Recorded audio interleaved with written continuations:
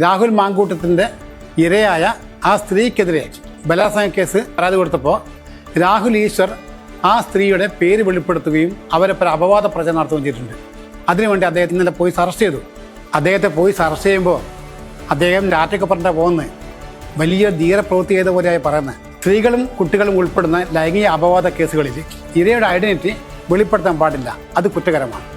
IPC 228, 509, 354 വകുപ്പ് പ്രകാരവും IT act പ്രകാരം 67 പ്രകാരമുള്ള കേസുകളൊക്കെ ഇതിന് ബാധകമാണ്.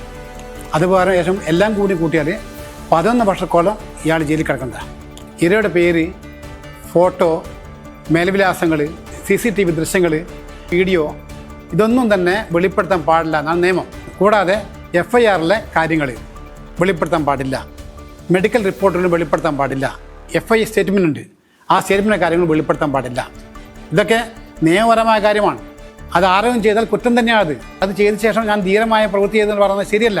സോഷ്യൽ മീഡിയയിൽ പരാതിക്കാരുടെ പേര് വെളിപ്പെടുത്തുക, പരാതിക്കാരുടെ പേരിൻ്റെ ആദ്യ അക്ഷരം പറയുക, അവരുടെ ബന്ധുക്കളുടെ പേര് പറയുക, ഇതൊന്നും പാടില്ല. ഇവളാണോ കേസ് കൊടുത്തത്, ഇവളെ കള്ളിയാണ്, ഇങ്ങനെ പരിഹസിക്കുന്നത് കുറ്റകരമാണ്. യൂട്യൂബ്, ഫേസ്ബുക്ക് തുടങ്ങിയവരൊക്കെ ഇവരെ പറ്റി പരിഹസിക്കുക അല്ലെങ്കിൽ പരാമർശം നടത്തുക, അതൊക്കെ കുറ്റകരവും. അങ്ങനെ അവരുടെ ഐഡന്റിറ്റി എപ്പോഴും വെളിപ്പെടുത്തിയാൽ അത് നിയമപ്രകാരം കുറ്റകരമാണ്. അത്തരം കേസുകൾ വന്നാൽ പോലീസ് അപ്പം തന്നെ FIR രജിസ്റ്റർ ചെയ്യാം, അറസ്റ്റ് ചെയ്യാം, അവരുടെ മൊബൈൽ ഫോൺ, ലാപ്ടോപ്പ് അങ്ങനത്തെ എന്തെങ്കിലും അതൊക്കെ സീസ് ചെയ്യാം, ഫോറൻസിക് അയക്കാം തുടങ്ങിയ എല്ലാ കാര്യങ്ങളും ചെയ്ത് ശിക്ഷ വാങ്ങിക്കൊടുക്കാൻ പോലീസിന് കഴിയും. അതായത് ഒരാൾ ഫേസ്ബുക്കിലോ യൂട്യൂബിലോ ഇത്തരം ഒരു കമൻറ്റ് പാസ്സാക്കിയിട്ടാൽ ആ കമൻറ്റ് നമ്മളാരെങ്കിലും റീസെൻഡ് ചെയ്താലോ അതും കുറ്റകരമാണ്. നമ്മളെയും അറസ്റ്റ് ചെയ്യാൻ സാധ്യതയുണ്ട്. മുമ്പ് ഇതുപോലെ ധാരാളം കേസുകളുണ്ട്. സുപ്രീം കോടതിയും ഹൈക്കോടതിയൊക്കെ ഇത്തരം കേസുകളിൽ മാധ്യമപ്രവർത്തകർ ശിക്ഷിച്ചിട്ടുണ്ട്. ഡൽഹി നിർഭയ കേസിലൊക്കെ അത് സംഭവിച്ചിട്ടുണ്ട്. ഒരു മാധ്യമ സ്ഥാപനത്തെ പിഴയടപ്പിച്ചിട്ടുണ്ട്. ഈ രാഹുൽ ഈശ്വർ സാമൂഹ്യ പ്രവർത്തകൻ, രാഷ്ട്രീയ വിമർശനമൊക്കെയാണെന്നാണ് പറയുന്നത്.